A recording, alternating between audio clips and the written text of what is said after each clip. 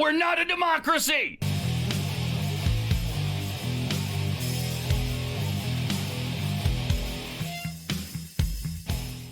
This is the Tyler Morgan Show on Relentless Daring Media Network.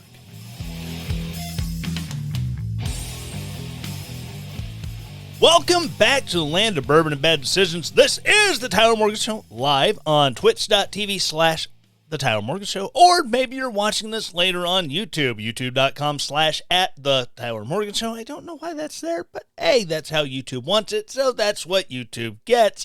You can also check me out on Rumble. Let's go to Rumble and search for the Tyler Morgan Show or Relentless Daring, either way.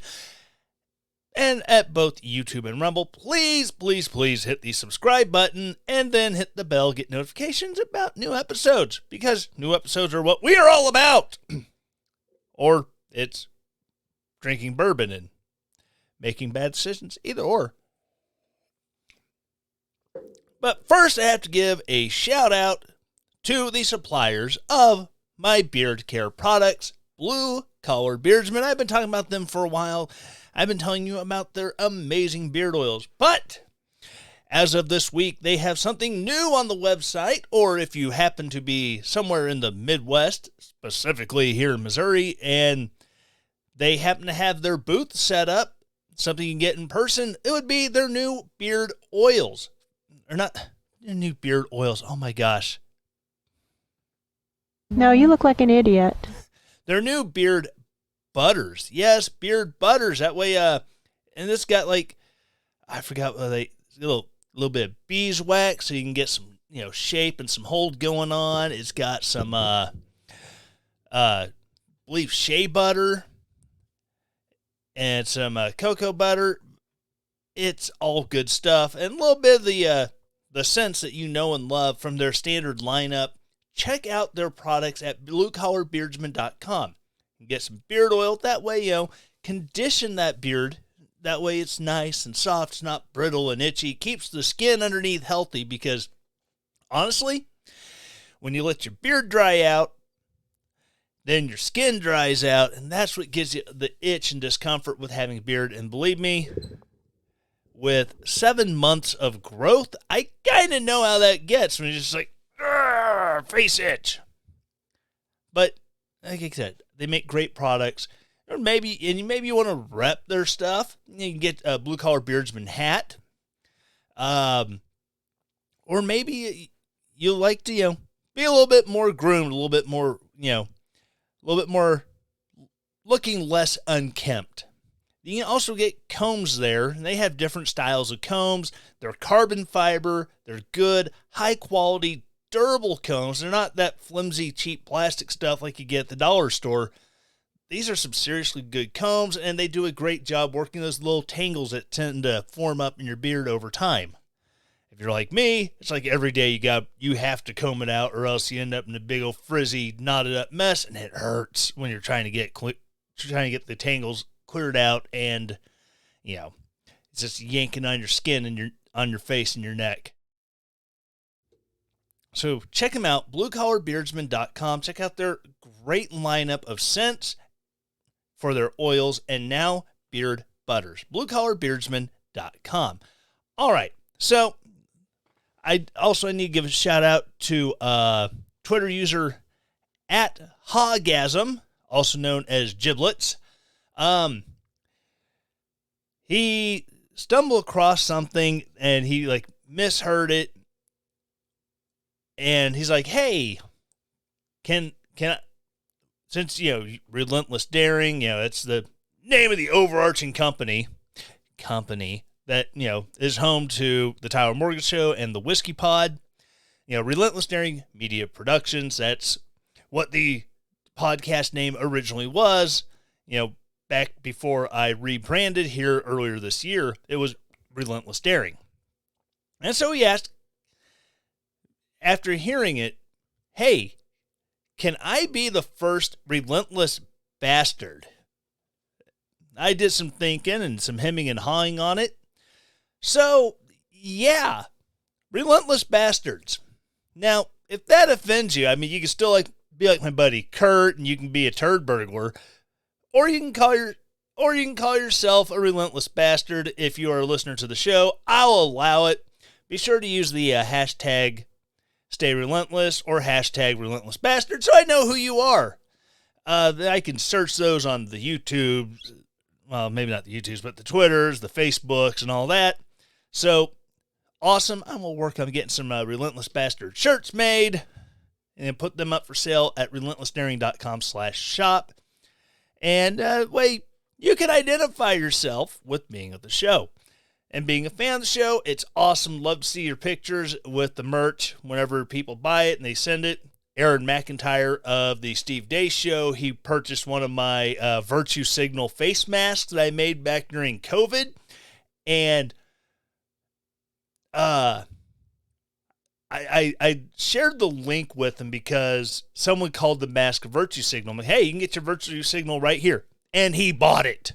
And it's like, oh my God, Aaron bought my mask. And then he's wearing it out in public, and Steve sees it, and he was just absolutely tickled by it. So, again, the merch stuff, whenever it's seen out in the wild, is kind of awesome. So, again, if you buy merch, take your pictures with it, use the hashtag Relentless Bastard or hashtag Stay Relentless.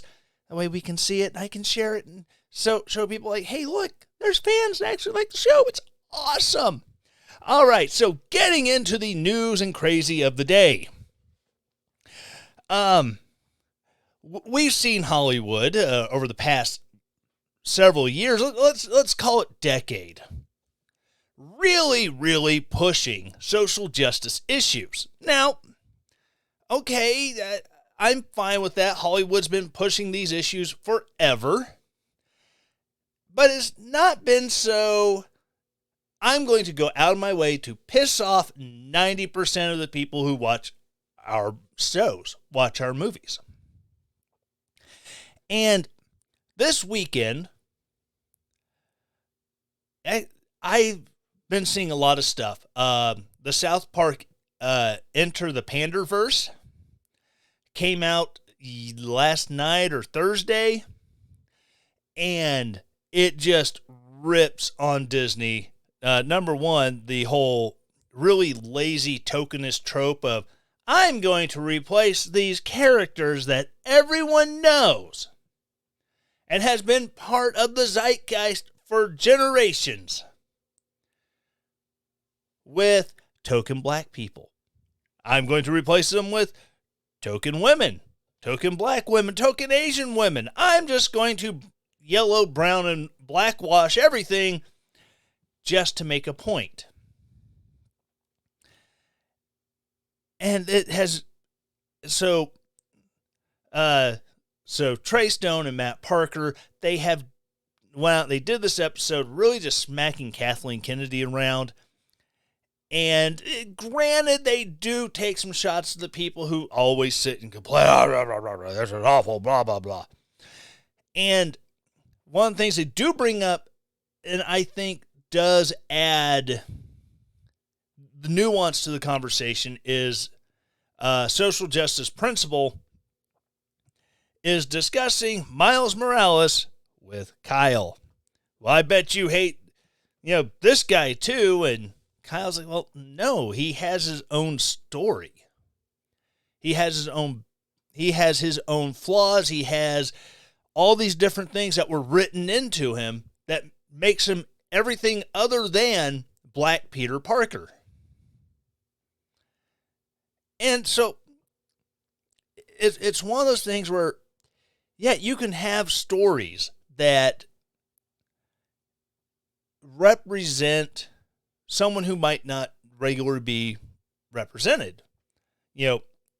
Miles Morales, a black kid of Dominican descent, who has an entirely different background growing up than Peter Parker did. And he suddenly finds himself becoming Spider-Man. That's fine. That's great. But when you just, all right, we're making Spider-Man and we're going to cast Michael B. Jordan as Peter Parker. Okay, I guess. So tell us about this Peter Parker. Well, We don't know anything about his parents. He was raised by his Aunt May and his Uncle Ben. His Uncle Ben got killed and is dying, and before his death, he imparted great power comes great responsibility. It's like, so what you're saying is you're taking all of the Spider-Man stuff that people have known for decades from the initial Spider-Man origin story, because he's been rebooted and just brought back numerous times, and his backstory is generally the same. But you're just taking all of it and you're just putting a black guy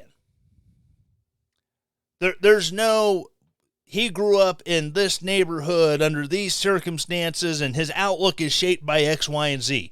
None of that has changed to match this character. Okay, yeah, I guess. And then, I said, it has become really lazy. It's like The Little Mermaid. When Disney said, oh, we're going to do a live action. Okay. This is a character who has existed in literature for a couple hundred years. But we're going to take this Danish fish lady and we're going to make her black. Because, I mean, just for argument's sake, we'll say it's set in the Caribbean. So, obviously, the black people in the Caribbean, because of slavery, blah, blah, blah, blah. So, we have a black mermaid. But nothing changed other than Ariel's skin color. That's just being lazy. And then the whole using the multiverse thing has become the cliche, especially with Disney and Marvel and the direction that Marvel's going. I know this going away from political and social commentary into movies. I'm there. I understand why you're probably going, oh my God, he's talking about movies. But these are things that Disney has relied on so heavily that, you know, when the greatest satirists of a generation come out and just like, you know, slap it upside the head,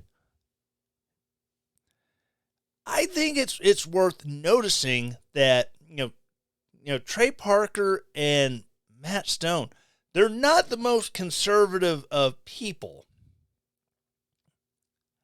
And they come out and they make this whole thing that makes fun of this on so many different occasions, so many different levels. And it's not the first time. You know, they had sexual harassment panda way back in the day. I'm a sad panda. And they made fun of the stock market collapse, and it's gone. You know, all of this stuff. They are great at seeing the flaws on the left and the right, and using that not necessarily to push a political agenda, but just to call attention to how stupid some of these things are. Last night, I watched Five Nights at Freddy's with my kids. You know, I've never played a game once, but I love watching YouTube videos about it. This is a game that the lore of the game has really drawn me in, and it's just like, okay, this is really cool. And then I find out that Blumhouse is making a PG-13 horror movie based on the game. It's like, well, I've seen Get Out. I've seen The Hunt. I've seen so many of these movies that Blumhouse has done, and I'm kind of nervous because, yeah, Blumhouse, they're really kind of known for their social commentary. You know, if you remember Get Out, Jordan Peele's movie that Blumhouse produced that was, you know, an attack on white liberals and, you know, how they view blacks and the black community, and they use black people to make themselves feel good about themselves, and it's a big mess. And trying to find this, I didn't print the article off. Jason Blum, this is a 2019 interview with Nylon. I have no clue who Nylon is. But all right, so the interviewer says, "But I'm glad you mentioned horror stories with a message, because it's clearly important to Blumhouse. You guys even have a queer horror podcast. Why is prioritizing marginalized groups so important to you?" To which Bloom responds, "Horror, traditionally, has excluded underrepresented groups, African Americans, homosexuals. Clearly, I'm upset about the opposite progress and the rise of racism, the regression. There's been an opportunity to have the faces in horror more closely represent the audience of horror. The audience of horror is not all white guys like me. People are catching up to that, but I look at my job above all else to make great movies and TV shows. They're not all great, but we're always trying to make them great. One of the ways that we've been able to do that, not all the time, but sometimes, is to go to pools of talent that haven't been drawn on over the years. And, okay, but if you're casting movies, you're writing movies for one group, aren't you leaving out everyone else?" But the fact that when Blumhouse partnered with the creator of Five Nights at Freddy's to make this movie, it's like, okay, I'm kind of worried. And then I go and watch the movie, and there's some great Easter eggs in it. If you're a fan of the games, if you follow the YouTube stuff, there's one YouTuber who I watch a lot of his Five Nights at Freddy's. I somehow missed his cameo. Like, I've watched Matt Pat discuss so many things on his, game theories, food theories. I really don't watch the fashion theories. Sorry, Matt, I can't get into those. And the film theories.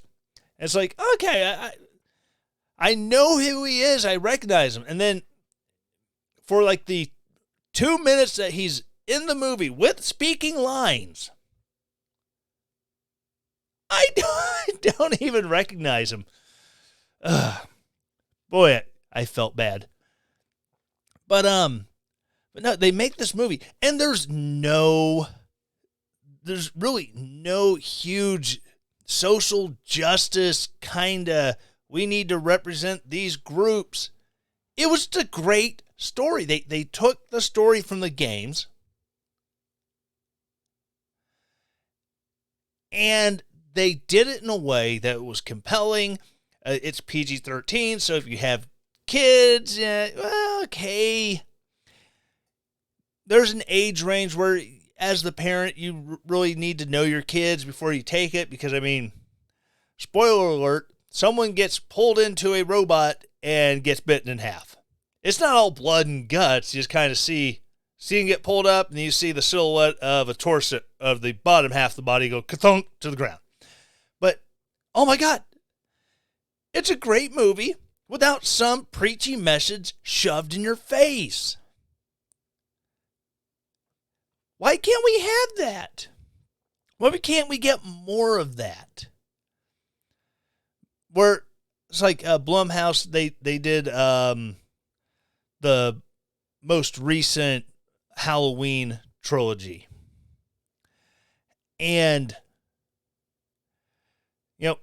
in the second one, last year I took kids to the movie theater to see it. And, okay, it wasn't awful.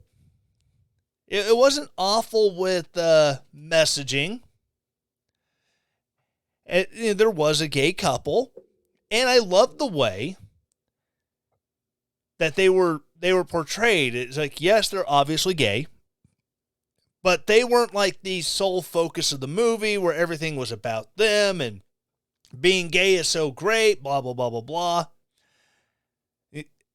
It's just they were incidental characters. Which, if you're trying to increase representation in movies, having having characters that are incidental to the story or part of the story, but not making everything about them, is the best way to go. Because when it becomes everything about all their stuff, their history, blah, blah, blah. It's like, okay, they're not even the plot of the movie. Why are there so much focus on this? And it just pushes people away. And then tonight, I watched a movie on Netflix. It's called Old Dads. It has Bill Burr. Now, Bill Burr is not exactly what you would call a conservative. I don't even think he's a moderate. But, like Stone and Parker from South Park, he gets it. He understands when stuff is just shoved in your face all the time, with no real explanation for it. It's worth saying something about. Now, I'm sure his role in the movie as being that over-the-top, very outspoken, pisses everyone off guy, I'm sure it's a dig at a lot of those people. But the fact that he's willing to say those things, whether he's on the stage, he is the caricature of Bill Burr when he's on the stage. Or when he's this caricature of Bill Burr in this role on the movie. He portrays a guy who's like sick of having all the stuff just shoved in your face. For instance, him and his buddies, they founded this company. They end up selling it because, we're at that point now in our lives where we don't want to run it. We want to be there. We want to be part of it, but we're tired of running it. So they sell it and they stay on as part of the board. And, they meet the new CEO, the new owner, and I'm going to turn this into an asexual, carbon neutral, blah, blah, blah, blah, blah, social justice garbage. And we're going to liberate everyone who was born prior to 1988. And it's a mass firing. And they're trying to make their way in this new world as far as being in this job that, they founded, they started, they built it from nothing, just getting turned on its ear to promote stuff that it's like, wait, this is so dumb. And I think one of the best parts of the movie is they're on a road trip with one of these young guys who was hired and brought into the company to go find this hermit in New Mexico. And they're having these conversations that are, they're conversation. A lot of people, I don't care how left you are, how right you are. People have these conversations. I was in the Army. I know people have these conversations. Usually they're centered around sex. And would you rather do this? Would you rather do that? Who would you do? And the younger guy is like, oh my God, you guys realize how bad you sound? And one of the friends is like, he's a black guy. He's like, I have a question. Do you like rap music? Yeah. Do you like this new mumble stuff? Or say, no, I like this. It starts naming some really old school artists. Like, oh.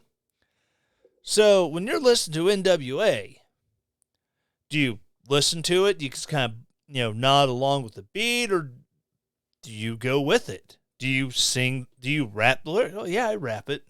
All the words? What when they get what about when they get to the N word? Now you're just here in the car with us. When you rap along, do you say the N word? Well, yeah. So you don't stop your flow to self-censor. You say it. All right, turn on, straight out of Compton. And they're trying to get the guy to, and he's like, see, something tells me that you don't mind saying it in private, but why won't you say it in front of me? I mean, you just said, if it's part of the lyrics, why won't you say it in front of me? It's almost like you mean something else when you are saying it. And just turning the whole argument that, so many people on the right have made about these lyrics existing in rap. And then people get pissed off when Whitey McCrackerface is singing the lyrics that were written word for word, not stopping their flow. And this, oh my God, he said the N-word. I've got the vapors. No. There was the girl who was called on stage to, I forget what artist it was. Maybe it was Kendrick Lamar. I don't remember. And she's singing the words of the song that he wrote. That when she's out in the audience saying those words that are, oh my God, that is so awful. No one cares. They get her up on the stage and suddenly, oh my God, you're a horrible person. You said this word. You wrote it in the song. I cannot quote song lyrics because my podcast will get canceled. The YouTube channel, the Twitch, it'll all get canceled because I said, I'm making a quote of song lyrics. And I said, and suddenly everyone gets mad. It's like, dude, why? This is a direct quote of so-and-so. I'm quoting so-and-so, and they said, be trippin'. For those of you who are hearing the beep, my mouth is not moving. I'm using this to make a point. I'm not saying anything bad. I think that word is an awful word. I don't like the word. I don't listen to music where that word is said incessantly.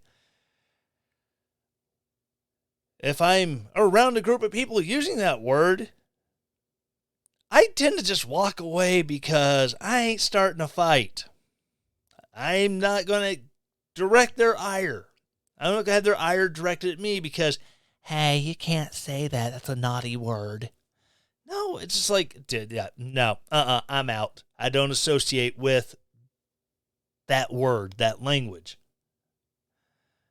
It's just awful, and I'm glad that there are comedians who are not afraid to point out the stupid. I'm glad when filmmakers go, we could put a message in here that says something the audience of this game are probably not going to like, but we will forego that because we want to tell a great story. It does my heart good to hear it. Anyways, I'm going to take a quick break and I will be right back.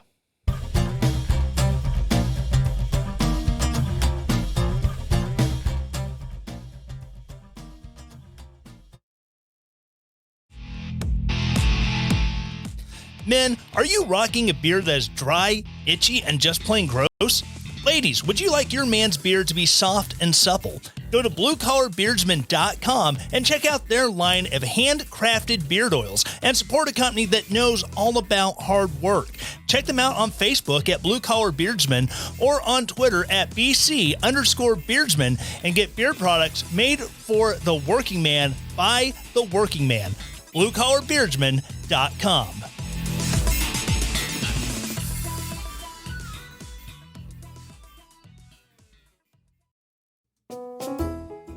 Drizzly is the leading home alcohol delivery service available. Imagine being able to sit at home and pull up your smartphone and browse your favorite wine, beer, spirits, and then have it delivered to your home in as little as 1 hour. Go to drizzly.com or check out the link in the show notes and start shopping today. Not available in all areas. Please drink responsibly. Drizzly.com.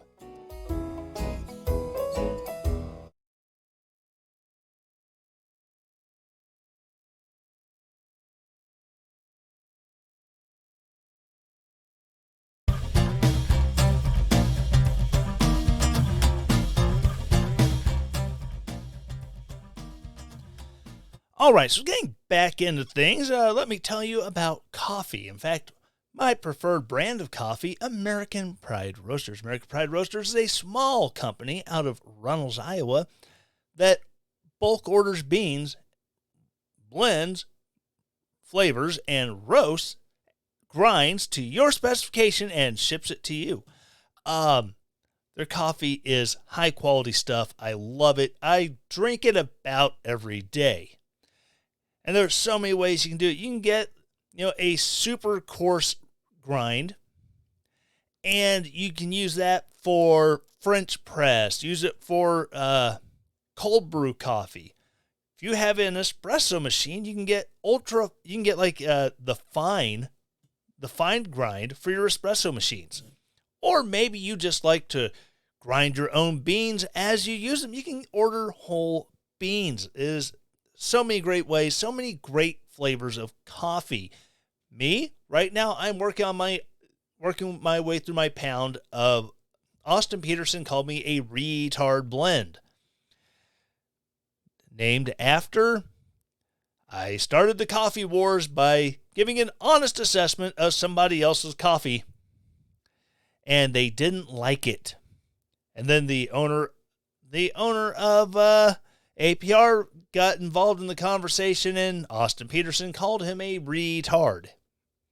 So, goes to show, and it's got a great kind of salty roasted peanut flavor to it that is amazing. And when I first saw that in the description, I was like, I don't know about this, but hey, I'm going to do my best to support them. So, I got it, and I was amazed by how well the coffee and that peanut flavor really goes together. I've got other great roasts that I love. Washington crossing the Delaware. That was a whoops order that Dave decided that he was going to go ahead and roast up, see how good it is, and ship it out. I'm also a huge fan of the Teddy Roosevelt, the Frederick Douglass, the Calvin Coolidge, and possibly my complete favorite of all the flavors that I have tried has got to be the Thomas Paine Age of Reason remix, which is 100% Robusta beans and a caffeine kick that really starts your day off right. So check them out, aprcoffee.com. All right, so we got like 3 other stories I was going to do, and I really got caught up in the first segment with the way Hollywood was going, but one of the bigger ones that really kind of that everyone heard about, and it sparked off the gun debate, was the shooting in Lewiston, Maine. Fortunately, the shooter has been found dead, self-inflicted gunshot wounds, and there's a lot of stuff people have questions about. Well, he was committed for 2 weeks. Well, was he forcibly committed?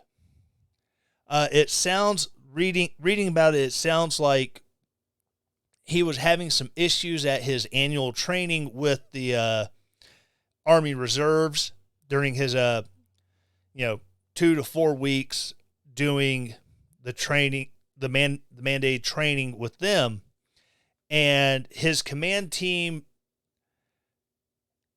did send him for evaluation and treatment while they were in New York for their training. He went to the hospital at West Point, and that's where he was for the 2 weeks that he was hospitalized for his mental health issues. And so, unless it was adjudicated by a judge, I don't think they can say that he illegally got his guns, because some of the guns that are in his collection, and one that he had on him during the shooting, and he was found with it when his body was located, was bought shortly before the shooting. So I don't know.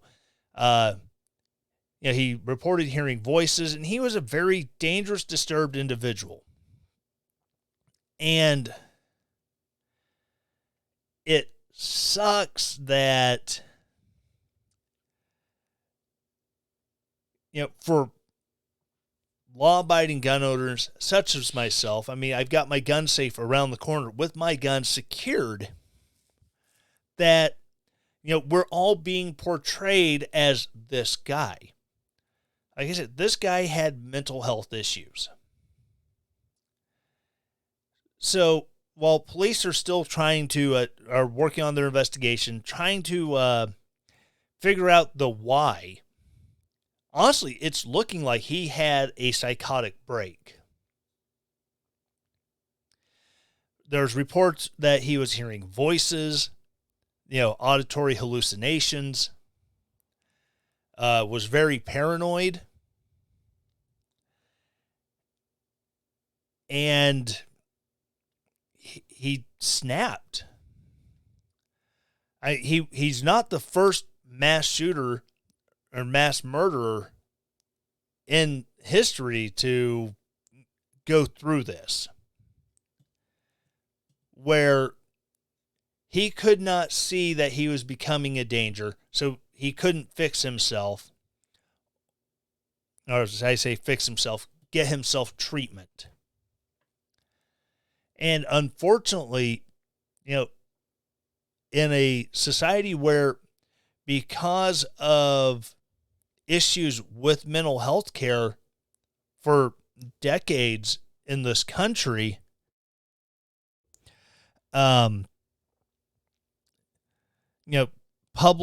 public asylums, public hospitals kind of went by the wayside.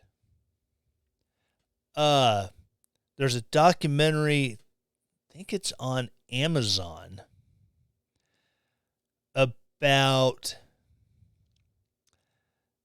a series of kidnappings and murders in Staten Island and New York City, where one of these hospitals that was just abhorrently run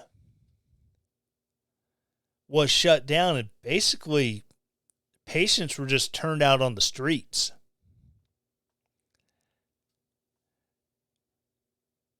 And it sucks that we would rather bitch and moan about who can or cannot have a firearm than fix the situations. We have violent criminals that they get arrested, they go to court, they plead down, because, getting a plea deal is, first and foremost goal of prosecutors, because wins are wins. So they plead down crimes to lesser crimes. So they do shorter stints in jail, or, a felony gets pled down to a misdemeanor, so they can still legally buy and possess firearms, and they're back out on the streets. Meanwhile, you have nonviolent offenders, a lot of people who are in prison for drug possession, have relatively small amounts. They get felony convictions. They spend years and years in jail. And don't get me wrong. I'm sure some of these are also pleas where, well, yeah, he pled guilty to possession. But if you look at the evidence, he was intending to sell. Or he was picked up in possession of a large quantity plus a firearm. Stuff like this. So I'm not saying that every nonviolent offender is nonviolent. I'm just saying there's quite a few who that's just what they got prosecuted on because that's what the prosecutor could make stick. That is what they had the evidence to obtain a conviction for. So I'm not saying all the people in prison who are nonviolent are bad or are not nonviolent. Just saying there's a portion of them that are. But anyways. And again, with the mental health thing, you see all the stuff. 22 veterans a day commit suicide. The suicide prevention emergency number. Dial, was it 899? 988? I don't even remember because I haven't committed that to memory. But there's a lot of claims to care about mental health.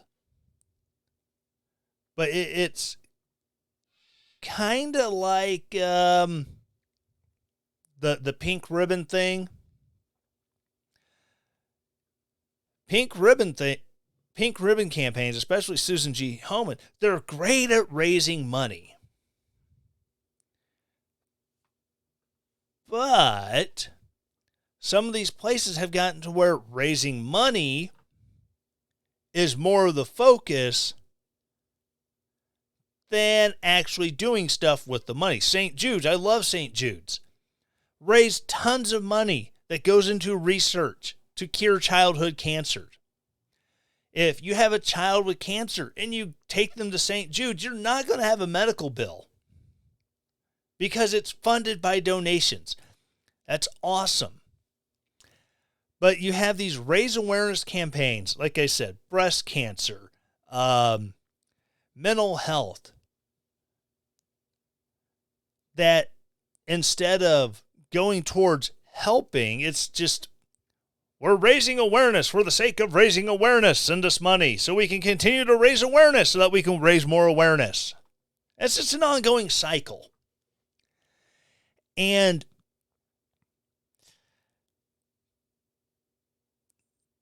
the shooter, he's a divorcee. And in the article I was reading, it says that the divorce happened because of, quote, irreconcilable differences. And had he been in a stable relationship, and I'm not casting any aspersions on his ex, but had he been in a stable relationship with someone who can see the mental decline that is occurring, maybe act as a touchstone for what is reality and what is not, would this have happened? Because I've been diagnosed with depression. I've been medicated for depression for the last couple of years. I have post-traumatic stress disorder from service in Iraq and Afghanistan. I'm a mess. But I have a wife who sees me every day. She knows who I am. She knows how I act. She knows what my baseline is. So with my PTSD, she's just like, you really need to get seen. You really need to get treatment for that. And before getting out of the Army, I started getting treatment for that because I didn't want to be one of those veterans who is a mess. This guy who's in the Army Reserves, but I can't say PTSD because from what they've seen in his records that the media has gotten hold of, he's never deployed. So, or he's never deployed to a combat zone. So PTSD really isn't that big, that likely of a thing. It's not to say that he hasn't developed it from other sources, but because PTSD can occur following any traumatic incident, not just combat or witnessing death or near death. So I'm not going to say it's not PTSD. I'm just saying it's not likely. But if that marriage hadn't ended in dissolution, would she, like my wife, have seen, okay, babe, something's not right. I love you. I care about you. We're going to get you to a doctor because this is what I'm seeing, and you used to not do that. It's how my depression was.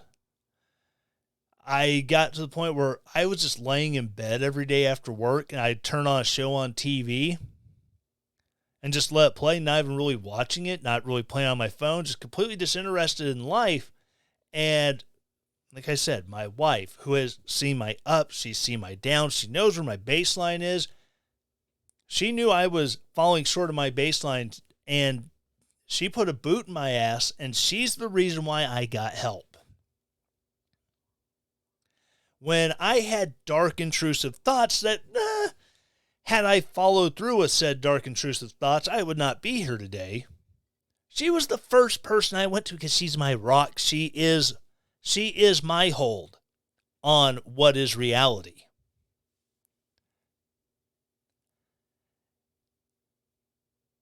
And I think having someone like that in his life could have made all the difference. And trying to use him and trying to use those 18 bodies, because to the people who are just, tap dancing on them, like, oh, gun control, tappity, tappity, tap dance on the dead. They don't care about who those people were. They don't care about the lives that are permanently shattered by their loss. The 13 survivors who have to wake up every day knowing that they lived and possibly that person right next to them did not.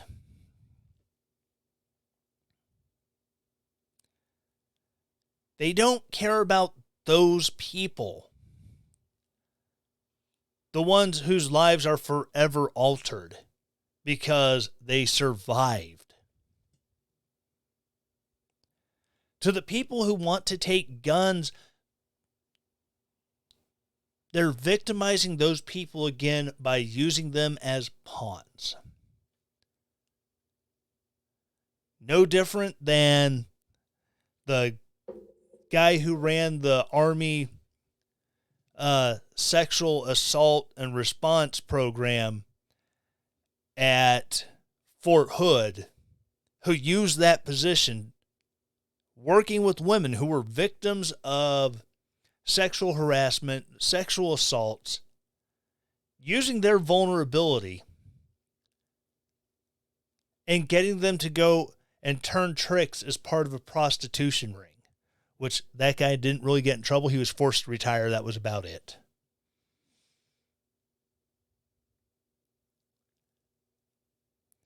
There is always a time and a place to have discussions on what to do with gun crime, what to do about mass shootings and everything like this.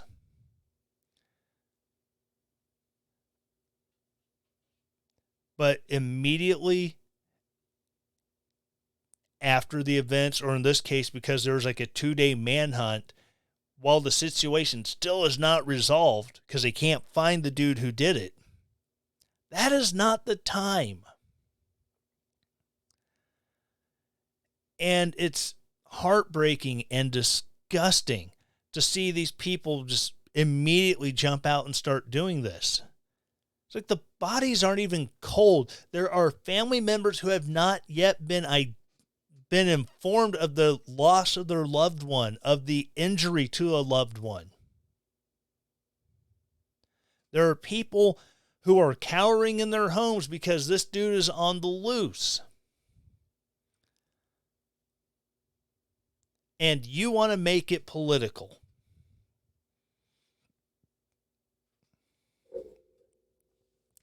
It is frustrating to no end. And as much as the people who are willing to wait, they're willing to let things settle down, let the facts of the case become public before having the conversation.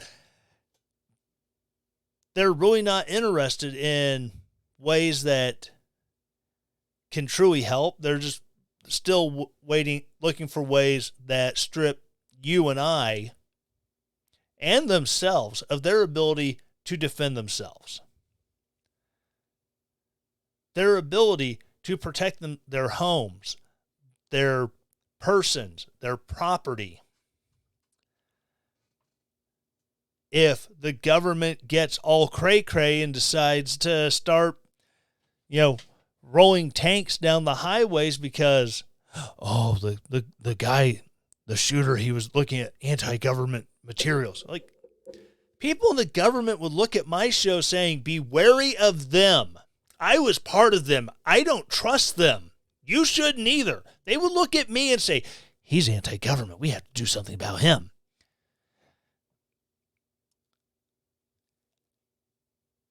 So when, we have the right to bear arms to protect ourselves, not from home invaders, not from burglars, not from muggers on the street. We have the right to bear arms to protect us from the government. One of the truest forms of that on American soil, if you look at the Battle of Athens, where a corrupt government was trying to protect itself and oppress the citizens of a county in Tennessee to maintain power and control. And local veterans who at that time, their gun laws said, well, you have to store your guns in the community armory. Well, fortunately, someone who agreed with them was in charge of that armory, and they were able to get their guns. And they were able to secure the ballot boxes from the corrupt government and keep hold of them until, the next morning when state leaders got there, sorted out the mess, and said, okay, we're just going to count these ballots right here, right now, in front of everyone. It's one of the only times in American history where an insurrection was actually successful. So, I really don't have a whole lot more to say on the shooter in Maine. Like I said, it looks like as a person with devolving mental health who could not see that he needed help. And everything just fell apart mentally, and he was compelled to commit these acts at that restaurant and at that bowling alley. My heart goes out to all the families of those killed. My heart goes out to the victims and their families and everyone left to pick up pieces in that community. I'm not trying to excuse the behavior of the shooter because, regardless of was he mentally competent during the commission of that crime, he did commit the crime. if he was alive, I would absolutely be advocating for him to, since he does have a history of mental health treatment and is reported to have been having hallucinations and delusional thinking, absolutely get this man into for an evaluation. If he's found not guilty due to being insane, okay, but he can still be held until such time he is back on course. But he's already been,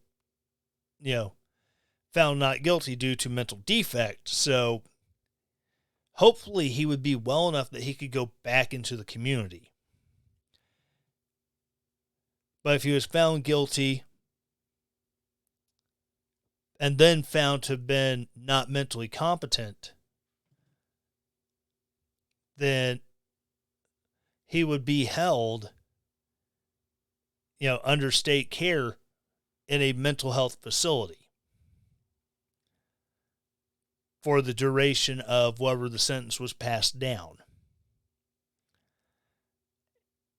And that is also an outcome that is acceptable for someone who commits a crime while under the impairment of mental illness. It's not a forgiving. It's not a passing the buck. It's the accountability that can be had when someone who is not mentally there commits a horrible act. I mean, Ed Gein is possibly the only person I know of who was convicted of a crime, found not mentally competent afterwards, and then went on to live out the rest of his days in a mental health facility because of delusion and delusional thinking that compelled him to commit his crimes with the grave robbing and everything else, as well as the murders. So all of these situations, very seldom are they black and white. There's always a lot of gray. And I think the gray does need to be explored. The gray does need to be taken into account. But in this situation, because the shooter had ended his own life, all we're left to do is continue to ask questions and hopefully figure out what happened and try to find better ways to get people help before their mental state leads to this. That's going to wrap up the show. I know it's on a downer. It's very serious and not the laughter and joviality you've come to expect from my show. But here lately, I found myself being a lot more serious a lot more often. So for those of you sticking around through my serious phase, thank you so very much. If you're, again, listening to this on podcast, now, first of all, if you're watching this on YouTube or Rumble, please subscribe, hit the bell for notifications. If you're listening to this on podcast, same 4 things every week. Number 1, please follow or subscribe, depending on what your podcast platform offers on that notice. Once you have followed or subscribed, please rate the show 5 stars. I'm looking for 5. I'll set 4. 3 and below, we need to have conversation. And you will notice at the bottom of the screen, it does have me on X at Fake Tyler Morgan. Please DM me. They're open. Tell me why it's 3 or below. Do it graciously, and I will graciously respond. Thank you for your commentary, and accept your 1 to 3 stars like a man. Once you have rated the show, please write a review. Say something nice. That way, as the algorithm gets more people to find the show, they will see why people like it. Or the guy saying that I want to be Alex Jones or something to that effect. So, everyone seems to like him, except that guy. That guy didn't really like him that much. Weird. Anyways, once you've done that, please share this episode or share the link to the show in general to a friend who you think will enjoy the show. Send it to someone who you think this will drive them absolutely bonkers. I will gladly drive your liberal friends bonkers on your behalf. It's what I do. Again, thank you so very much for listening, and as always, stay relentless. The Tyler Morgan Show is a Relentless Daring media production. The Tyler Morgan Show is supported by its listeners. To support the show, go to ko-fi.com/Tyler Morgan Show to donate there, or relentlessdaring.com and hit the donate button at the top of the page to set up your donation. All music used in the Tyler Morgan Show is used with permission from purpleplanet.com, link in the show notes. 2 Timothy 1:7.